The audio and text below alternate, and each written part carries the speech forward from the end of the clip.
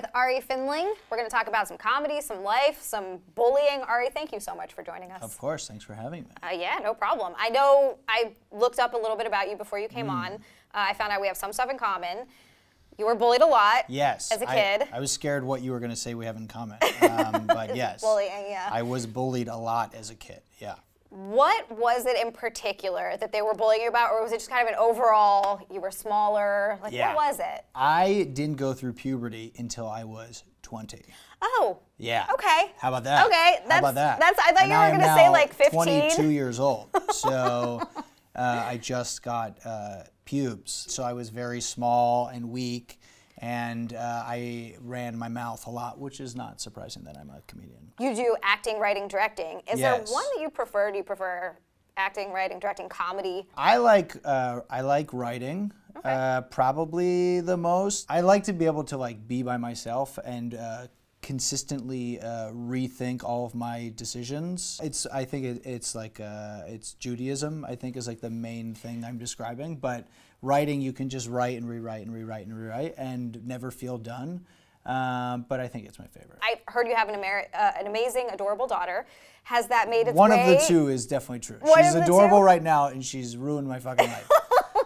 So what's your favorite thing about being a parent, and maybe your least favorite thing about being a parent? My favorite thing about being a parent is I sometimes I get to like cuddle and read books with her, and she's very sweet, and she puts her head on my shoulder.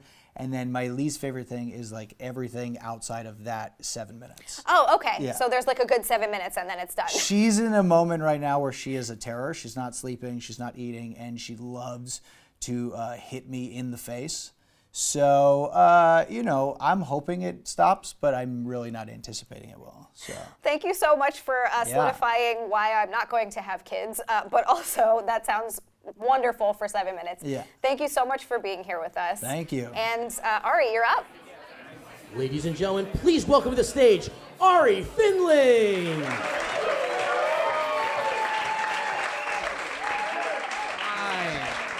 How you doing? I just celebrated 5 years with my wife, and yeah, listen, it's not gonna work out. Stop, it's fine. Statistically, not gonna happen. And we just had the conversation, though. I decided I'm finally ready to be a father, which is exciting and good because my daughter is 3. So. I wasn't ready before. Now I want to do it. It's hard to be a parent right now because my daughter is a bitch. People say you shouldn't call your kids that, and those people don't have kids because my daughter is evil. She's the meanest person I've ever met, okay? She's so mean to me. The other day I was sitting on the floor playing the tambourine for 12 hours and just like a Hare Krishna in my own house, just the whole day, and she's sitting playing the maraca, and she looks at me and she goes like this, and she like makes like a kissy face. And any parent will tell you when your kid shows you love and compassion and emotion, it's an unbelievable feeling. Makes your heart feel in a way you're like, I didn't understand what love was until this very moment. And I lean in to give my daughter a kiss, and she spits right in my eyes. Not even like loose spit, like deep, like, like the kind of spit you hear at a urinal at Yankee Stadium. Just disgusting old man spit. My wife's like, don't let it bother you. She doesn't know what she's doing. I'm like, she's laughing. She knows what she's doing. They teach this to FBI agents at Quantico. This is counterintelligence. She knows what she's doing. My daughter loves my wife more. And people, when you say that, people will be like, no, she loves you equally. No shot. It's not even close, okay? She calls my wife mommy, and she calls me my first name. That's all I need to know. She's like, mommy, come here, I love you. She's like, Ahri, can I get some milk over here? Like I'm her server at Applebee's. She's like, I get a refill on the Diet Cokes and the check when you get a second. I don't know if anybody has any 3-year-old girls, but she's starting to ask questions that I don't know how to answer. The other day she was sitting in the bathtub and she said, where is my vagina? And I didn't know what to do, so I just Googled, where is the vagina? And I learned some stuff, actually. Because I can't just point to it. I can't just be like, it's right there. They'll take your kid away if you do that. So what I did was I just grabbed one of her dolls and I pointed to the crotch and I was like, this is where the vagina is. But the issue is that they don't make dolls with vaginas. I mean, they do. But they're totally different dolls, you know? Hey, let me get that one off the wall. Honey, sit down. I'm going to show you some stuff. My wife is trying to get me to stop smoking pot because apparently you're not supposed to fall asleep in your daughter's crib. And my favorite thing to do when I get high is to just scroll through Venmo. It's my favorite thing to do.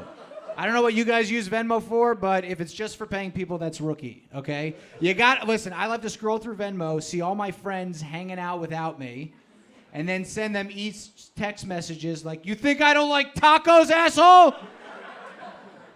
Here's the deal. The true story, I got kicked off of Venmo 3 months ago, all right? I didn't know that was possible. I didn't know they were paying attention to what we were doing on there, you know?